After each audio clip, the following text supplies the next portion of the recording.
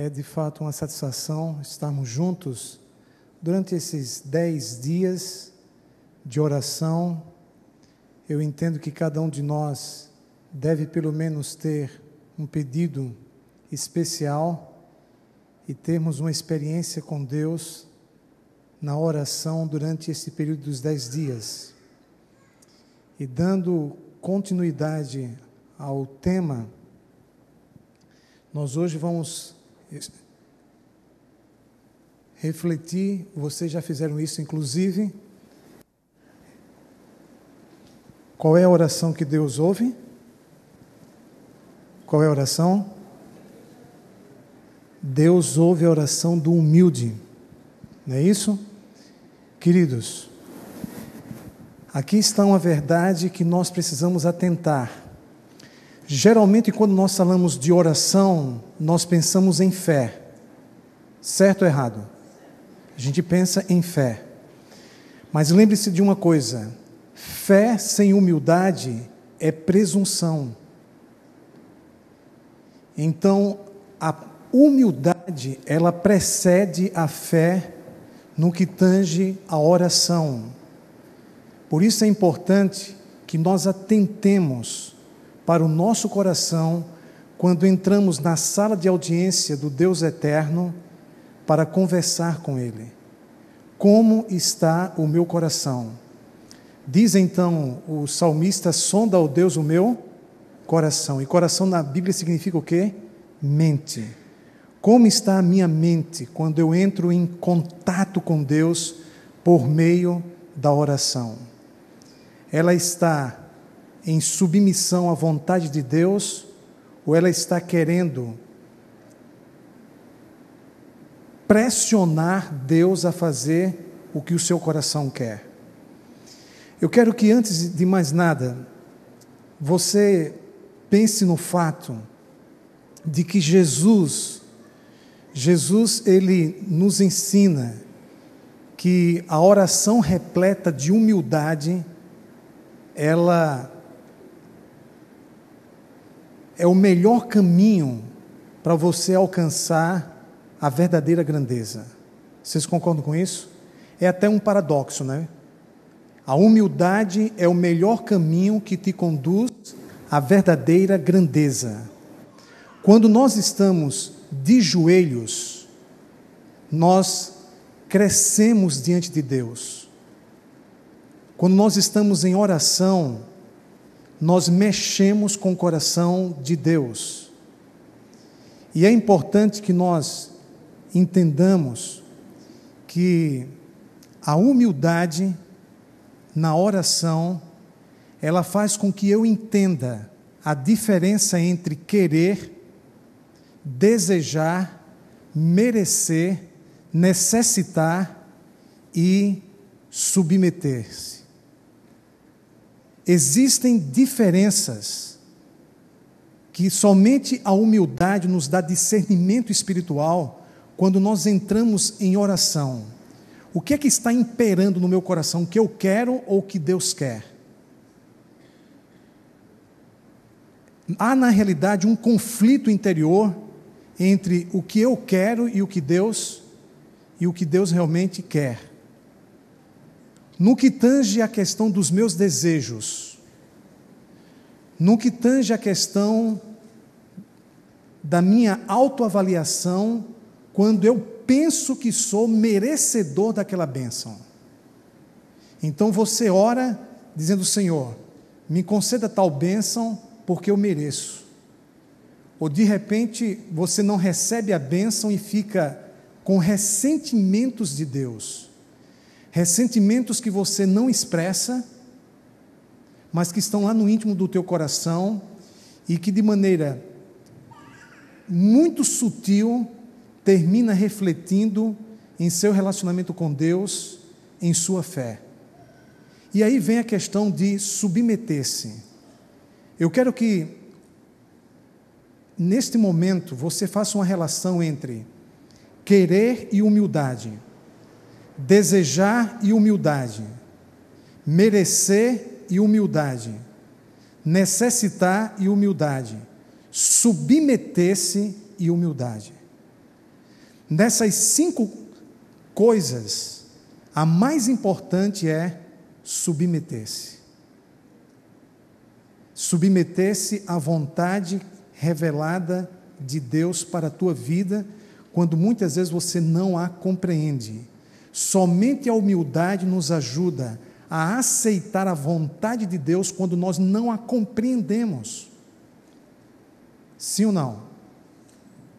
Somente a humildade me leva a uma postura de que a seguinte postura: Senhor, Tu sabes muito mais do que eu o que é melhor para mim. Não compreendo agora, mas pela revelação da Tua palavra me submeto à Tua vontade. Eu estou sofrendo há anos com um problema que, no meu entender, eu já deveria ter me libertado desse problema. E, lamentavelmente, o problema persiste. E eu não tenho obtido vitória sobre esse problema. É um problema pessoal que tem afligido a minha vida, a minha alma, e não tem permitido que eu seja a pessoa que eu gostaria de ser. Só Tu sabes o meu sofrimento. Eu tenho orado por isto, mas parece que o Senhor não me ouve. Ontem nós vimos, na primeira oração de Neemias, no capítulo 1, nos versículos 6 e 11, ele diz assim: Senhor, que os Teus ouvidos sejam abertos para a oração do Teu servo. Ele então clama para que Deus ouça a sua oração. Há várias situações em que pensamos que Deus não tem ouvido as nossas orações. E aí a gente fica chateado com Deus. Quando você fica chateado com Deus, é porque de repente o teu orgulho fez com que você pensasse que tinha direitos em relação à manifestação do poder de Deus em tua vida. São coisas muito sutis que ocorrem dentro de nós no que tange a questão da oração e da humildade. E, queridos, somente os humildes experimentam a perfeita vontade de Deus. O que é que a Bíblia nos diz em Romanos 12, versículo 2, última parte? Que a vontade de Deus é o que? Ela diz assim: a boa, agradável e perfeita vontade de quem? De Deus. A boa, agradável e perfeita vontade de Deus. Existe um pensamento que eu quero aqui para vocês, que nos diz o seguinte, por gentileza. Eu acho. Muito bem.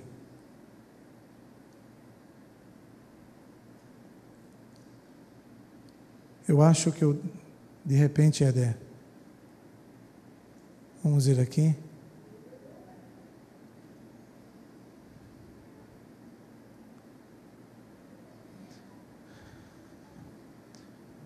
Que Jesus seja sempre e em tudo nosso maior exemplo de quê, queridos? De amor, humildade e que Ele seja nossa inspiração, nossa força, nossa referência de quê? De humildade e de submissão. Vai passando aí para mim, por gentileza, Éder. O próximo, que nele encontremos a verdade, a vida e a vitória sobre o ego, escalando com persistência e fé o monte espiritual de quê, queridos? Da humildade. Mas veja só, em toda tentação e prova, o anjo de sua presença está perto para o quê? Para livrar. Para mim não é o maior exemplo da humildade de Cristo, mas no Getsemane, abra sua Bíblia no livro de Lucas, capítulo 22, versículos 39 a 44, este é o único evangelho que, ao mencionar o Getsemane, menciona que houve a presença do anjo do Senhor, que veio para encorajar e fortalecer a Jesus naquele momento extremo da sua vida. Nós passamos por situações em que somos sobressaltados pela dúvida, pelo desespero, até mesmo pelo desânimo e a depressão. Jesus estava pressentindo a negra sombra da cruz. Ele entrou num profundo conflito interior. Jesus não era um suicida. Então ele vai para o Monte das Oliveiras e ali ele ora e diz: Senhor, afasta de mim este cálice. Todavia seja feita a tua vontade, não o quê? A minha. Queridos, me parece que todo conflito em nossa espiritualidade encontra-se exatamente nessa bifurcação. A vontade de Deus e a vontade do eu. Quando a vontade de Deus entra em conflito com a tua vontade, como você submeter o eu a Deus? Como? Sem humildade.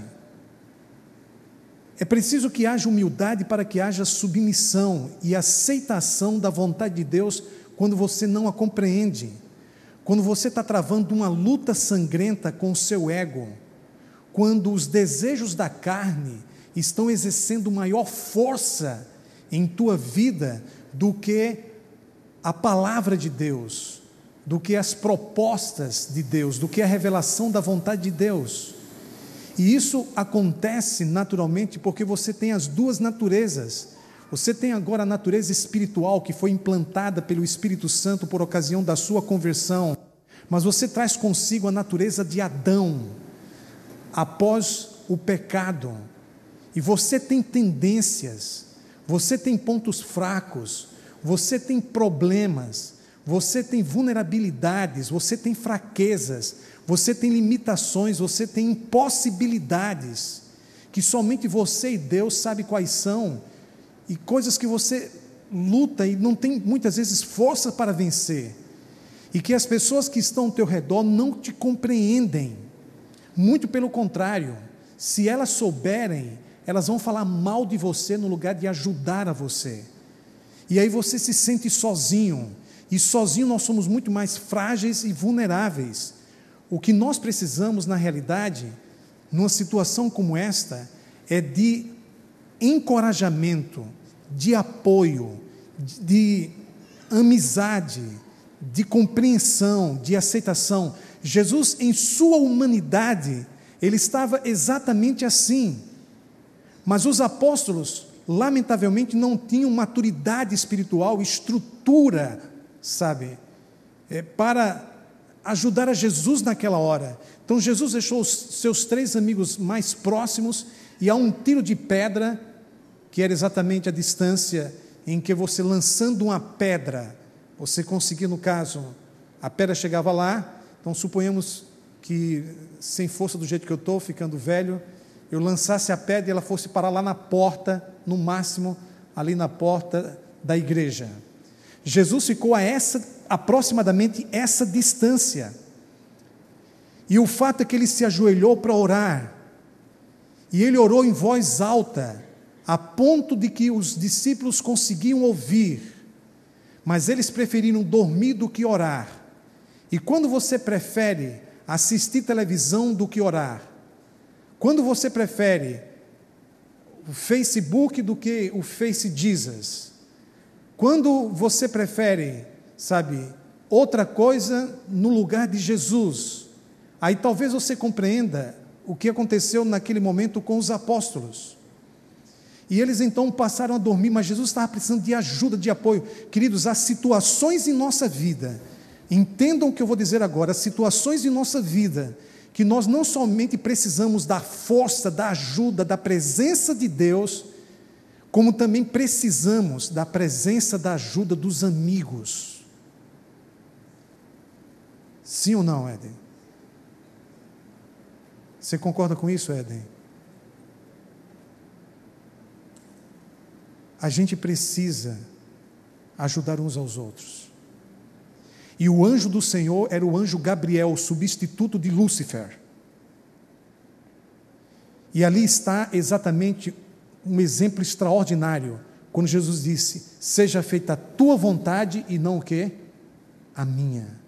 Foi uma das maiores expressões, se não a maior expressão de humildade do Filho de Deus, quando ele se submeteu à vontade do Pai e nos limites da sua humanidade. No momento ele não entendia, não compreendia, mas ele se submeteu, expressão de humildade. Por isso eu quero que nesta noite vocês passem a ter uma visão mais ampla da importância da humildade na oração, não só da fé, mas que a sua oração esteja repleta de humildade, porque quando a sua oração está repleta de humildade, você está com o coração, conectado com o coração de Deus, você derrama a sua alma aos pés do Pai, você aceita a vontade dEle, ainda que você não entenda, você passa a ter uma experiência mais íntima, no caso com Deus, e você sente o poder do Espírito Santo em tua vida.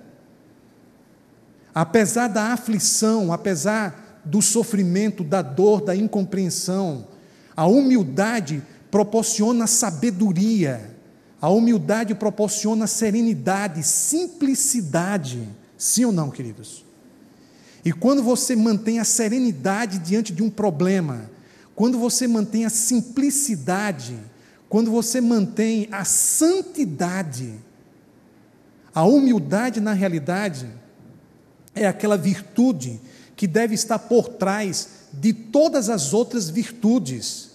Você imagine uma pessoa inteligente, mas que é orgulhosa.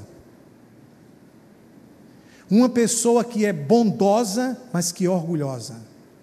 Uma pessoa que se orgulha de ser humilde. Eu me orgulho de ser humilde. Vocês percebem o drama? E aqui nós vemos então que Deus ouve a oração do humilde. Deus ouve a oração da pessoa humilde.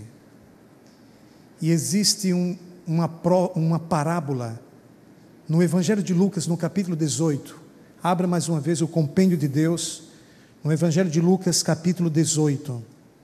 Bíblias abertas em Lucas, capítulo 18. Aqui você encontra a parábola de dois homens que foram para a igreja do Iguatemi. E um era orgulhoso, se orgulhava das coisas espirituais. O outro não tinha nem como olhar para o rosto de Jesus. E o texto nos diz aqui em Lucas capítulo 18, versículos 10 em diante: dois homens, um deles de alguma forma se identifica comigo e com você.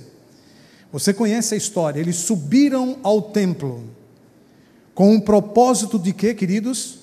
De orar, não de ouvir uma mensagem, uma pregação, mas eles foram à igreja com o propósito de orar. Hoje a gente vem à igreja com o propósito de ouvir uma mensagem, mas não de orar. Eu penso que precisamos reconsiderar o propósito pelo qual nós estamos vindo à casa do Senhor. E nós sonhamos em ver a igreja do Iguatemi se tornar uma casa de oração, uma comunidade de amor e um centro de influência. E a palavra aqui então nos diz: um fariseu e o outro publicano. O fariseu, posto em pé, orava de si para si mesmo, desta forma: ó Deus, graças te dou, porque não sou como os demais homens. Tem misericórdia, Senhor. Quando você se considera mais santo e melhor do que os outros, porque não sou como os demais homens, roubadores, injustos e adúlteros, nem ainda como este publicano que está aqui, do meu lado. Jejuo 2 vezes por semana e dou o dízimo de tudo quanto ganho. O publicano, estando em pé, longe, não ousava nem ainda levantar os olhos ao céu, mas batia no peito, dizendo: ó Deus, sê propício a mim, pecador. Digo-vos, disse Jesus, que este desceu justificado para a sua casa, e não aquele, porque todo o que se exalta será o quê? Mas o que se humilha será o quê? Exaltado. Deus ouviu a oração de uma pessoa humilde, um pecador humilde e um santo orgulhoso. É uma situação até mesmo paradoxal. Um santo orgulhoso, cuja oração, sabe, Deus ouviu, mas não atentou para ela. Não obstante, o texto mostra, sabe, a surpresa da parábola quando apresenta a sensibilidade divina com o drama da humanidade. Quando você, lamentavelmente, resvala na sua vida espiritual, quando você não consegue ser quem você gostaria de ser, quando você não consegue fazer o que você gostaria de fazer, quando lamentavelmente o que você não quer você faz e o que você quer você não faz, aí você consegue entender o drama do apóstolo Paulo em Romanos capítulo 7. Quando isto acontece, parece que alguém te fala que Deus não ouve tuas orações. Mas esse pensamento, ou esta voz, nos induz a não buscar a Deus exatamente no momento que mais precisamos da sua força, no momento que mais precisamos do seu amor, do seu poder sobre nós. E aí você, lamentavelmente, negligencia a oração. E se isto acontece, as trevas espirituais se derramam sobre tua mente, sobre a tua alma, e te separam mais e mais de Deus. Então nós somos orientados profeticamente a fazer o seguinte: quando você não sente vontade de orar, quando você não se acha digno de entrar na presença de Deus em oração, aí é que você tem que orar. Sim ou não? Porque Deus ouve a oração de quem? Do humilde. Interessante que na revista, na página 8, se alguém puder me arranjar a revista, quem foi que ganhou a revista hoje, pastor? Na página 8 da revista aqui, nos diz o seguinte, logo aqui na Deus ouve, diz aqui o seguinte: quando Deus ajuda, todos os obstáculos são o quê? Vencidos. Quando Deus ajuda, todos os obstáculos são vencidos. Obrigado. Que obstáculos são vencidos? Que obstáculos são vencidos, queridos? Entre eles, o próprio obstáculo do orgulho. Sim ou não? O próprio obstáculo da descrença. O próprio obstáculo da negligência, da indiferença e, por que não dizer, da preguiça. Porque às vezes dá preguiça de orar. Sim ou não? Isso acontece com vocês? Porque de vez em quando acontece comigo também. E aí você tem que fazer um esforço que não é fácil. Mas diz que quando Deus ajuda, nós vencemos todos o quê? Os obstáculos. A palavra problema vem do grego balo. Balo era um obstáculo colocado no caminho. Diante de um obstáculo você tem 3 alternativas: desistir, insistir ou se desviar. Não é? Nós entendemos que devemos enfrentar os problemas de mãos dadas com Deus, porque a fuga não resolve os problemas, pelo contrário, pode até agravá-los, a não ser que seja uma fuga estratégica, para depois então você retornar e enfrentar o problema no momento mais propício. O fato é que um obstáculo é um problema.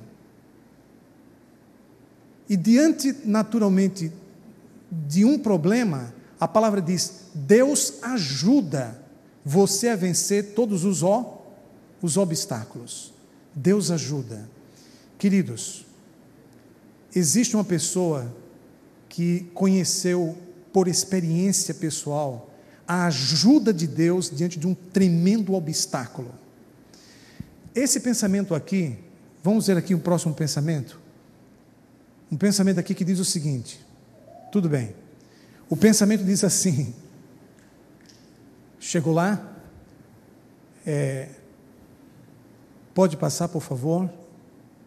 O orgulho divide os homens, a humildade os une.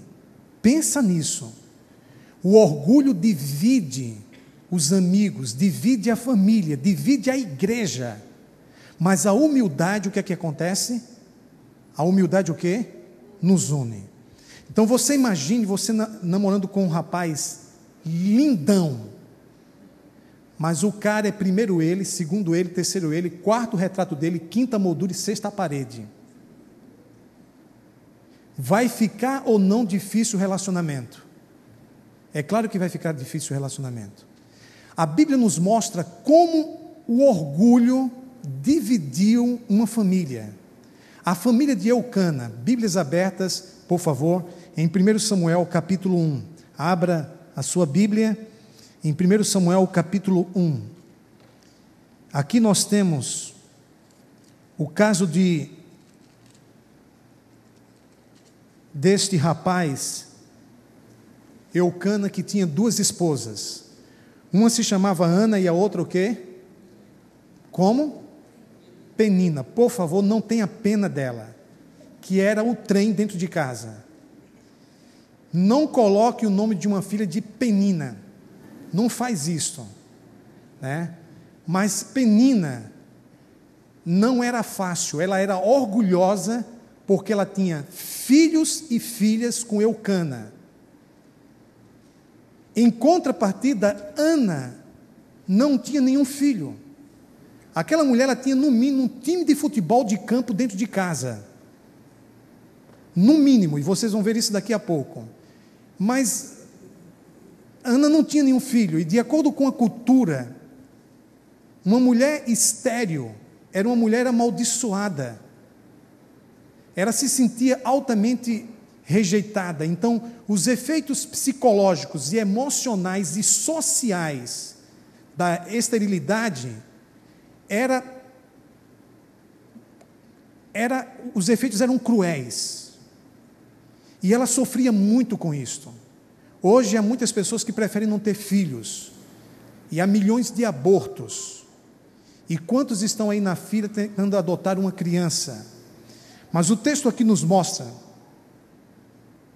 que no versículo 7, Samuel capítulo 1, versículo 7, e assim o fazia ele de ano em ano, e todas as vezes que Ana subia à casa do Senhor lá no Iguatemi, a outra o quê? A irritava, pelo que ela o quê? Chorava e não comia. Então Eucana, seu marido, lhe disse: Ana, por que choras? E por que não comes? E por que estás de coração triste? Não te sou eu melhor do que 10 filhos? O cara se achava, hein? O cara se achava. Não te sou eu melhor do que 10 filhos? Olha, vou te contar, viu? É muito humilde esse rapaz, né? Mas o fato é que ele era um maridão para ela. Mas ela se sentia inferior. Era atormentada pelo complexo de inferioridade, por uma autoestima negativa. E a situação era tão delicada que ela passava dias chorando, extremamente triste, quem sabe entrava em estado de depressão. Sabe, o próprio marido não a compreendia. E você percebe aqui um ar de censura, mas em contrapartida de uma aceitação incondicional. Ele dizia para ela: olha, ainda que você não tenha filhos, é você a mulher que eu amo. E a outra se sentia irritada, porque ela é quem tinha filhos e não era mais amada. Então ela era orgulhosa e Ana era o que, queridos? Humilde. E veja então o que acontece na oração. Versículo 10. Levantou-se Ana e com amargura de alma orou ao Senhor e chorou abundantemente. Quando foi que você derramou sua última lágrima? Quando você derramou sua última lágrima em oração, na presença de Deus? Há quanto tempo você não chora na presença do Pai? E aqui a palavra então nos mostra que ela fez um voto. E o voto consistia no seguinte: Senhor, se tu me concederes um filho, eu darei para ti. Dá para você agora entender isso? Como é que ela pede um filho, que era o grande sonho de sua vida, e ela pede o filho para consagrar ao Senhor. Inclusive, ela não ficaria muito tempo com a criança. Quando a criança parasse de mamar, ela entregaria a criança ao Senhor no templo. É isso que ela está aqui dizendo. E a palavra que nos mostra, queridos, no versículo 12, demorando-se ela no orar perante o Senhor. Demorando-se ela no orar. Quanto tempo tu passas em oração? 1 minuto, 3 minutos e 5 minutos? Ana passava aqui muito tempo em oração perante o Senhor. E o versículo 13 diz: Ana só no coração falava, seus lábios se moviam, mas não emitia nenhum tipo de som. E aí o sacerdote pensou que ela estaria embriagada. Mas o versículo 15 diz: porém Ana respondeu: não, Senhor meu, eu sou mulher atribulada de espírito, não bebi vinho nem bebida forte, porém venho derramando a minha alma perante o Senhor. E o fato, queridos, é que no versículo 17, o profeta, o sacerdote Eli, disse o que nós deveríamos dizer uns para os outros hoje. Não acho que ele era gaúcho. Veja o que diz aqui o versículo 17. Vai-te em paz, e o Deus de Israel te conceda a petição que lhe fizeste. Ô Tocim, como é que seria isso no gauchês? O que mais? Vai-te em paz, tchê. Né? E o patrono do céu, é isso mesmo? Te conceda a petição que tu fizeste. Seria isso? Parece que ele era gaúcho, mas veja o que nós devemos desejar uns aos outros nessa noite. Vai-te que em paz, e o Deus de Israel te conceda o pedido que fizeste. Você pode sair hoje com essa bênção? Em humildade ela clamou, ficou grávida, nasceu o profeta Samuel. O mundo não seria o mesmo se esse homem não tivesse existido. O mundo não seria o mesmo. Deus abençoou o mundo através da oração de Ana, uma oração repleta de humildade, destituída do egoísmo. E ela disse: Senhor, me concedas uma criança e eu te consagrarei. E foi exatamente isto o que ela fez. Queridos, que Deus nos envolva com o seu Espírito e a sua palavra. Que nós entendamos que não somos ninguém. E que Jesus deve ser tudo em cada um de nós. Que a gente possa fazer uma reflexão sobre nossa vida e perceber o quanto nós precisamos de Deus, o quanto precisamos de humildade que nos proporciona sabedoria e amor. Que nós sejamos homens e mulheres amáveis, humildes,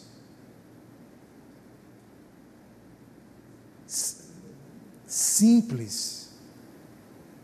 O orgulho divide, mas a humildade nos une. Quanta mandiocada temos dado por causa do orgulho. Quanta sabedoria nos falta em momentos cruciais, inclusive em nossos relacionamentos uns com os outros, quando nos falta a sabedoria que vem da humildade.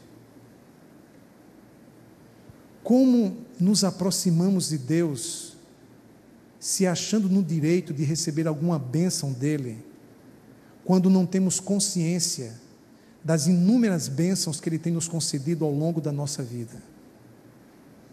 Então eu quero que nesta noite, a semelhança de Ana, você derrame sua vida e os seus problemas aos pés do Senhor. Que você demore na presença dEle em oração. A ideia é que durante esses 10 dias a gente passe pelo menos 1 hora em oração cada dia. 1 hora em oração. E você pode achar muito, mas de repente 20 minutos pela manhã, 20 minutos, sabe, depois do almoço, 20 minutos antes de dormir, 1 hora de oração. Que você demore e passe mais tempo na presença de Deus em oração. E que a sua oração esteja repleta da humildade de Cristo. Que nos sintamos abraçados, perdoados e amados pelo Senhor.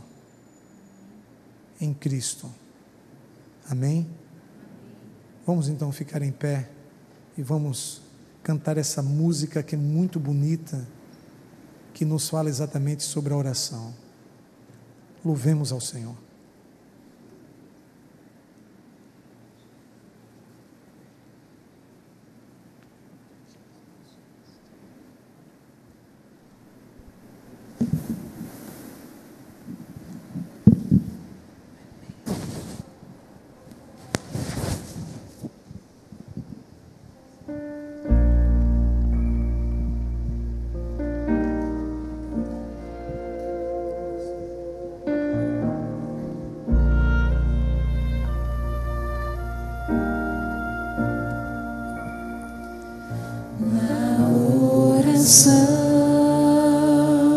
Encontro calma na oração,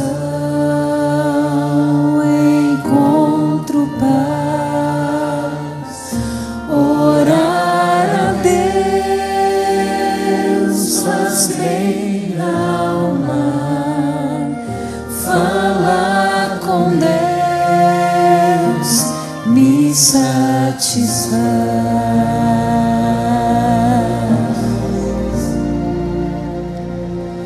Falar com Deus é privilégio, abrir a alma ao Criador, sentir que os céus estão abertos e ouvir a voz do Salvador. Grande é o nosso Deus e as obras que Ele faz, o seu amor não tem limites, em seu perdão encontro paz.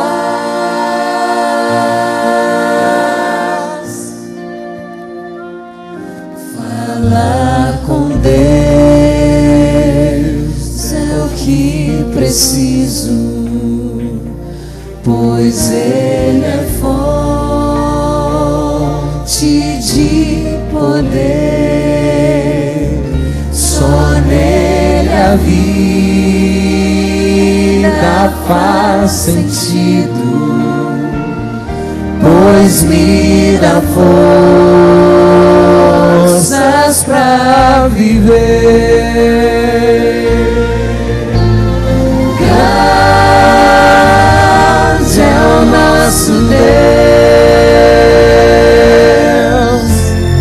e as obras que Ele faz, o seu amor não tem limites, em seu perdão encontro paz. Grande é o nosso Deus e as obras que Ele faz, o seu amor não tem limites,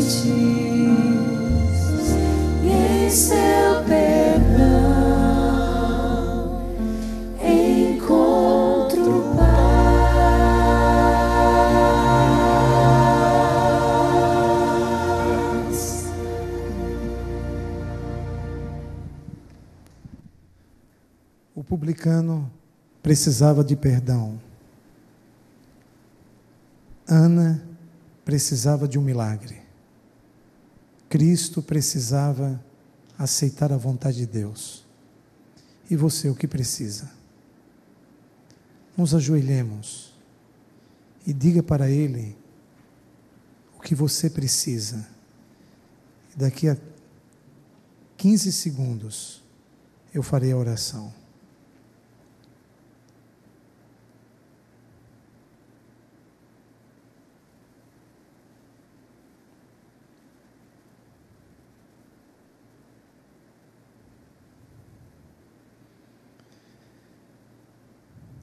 Amém.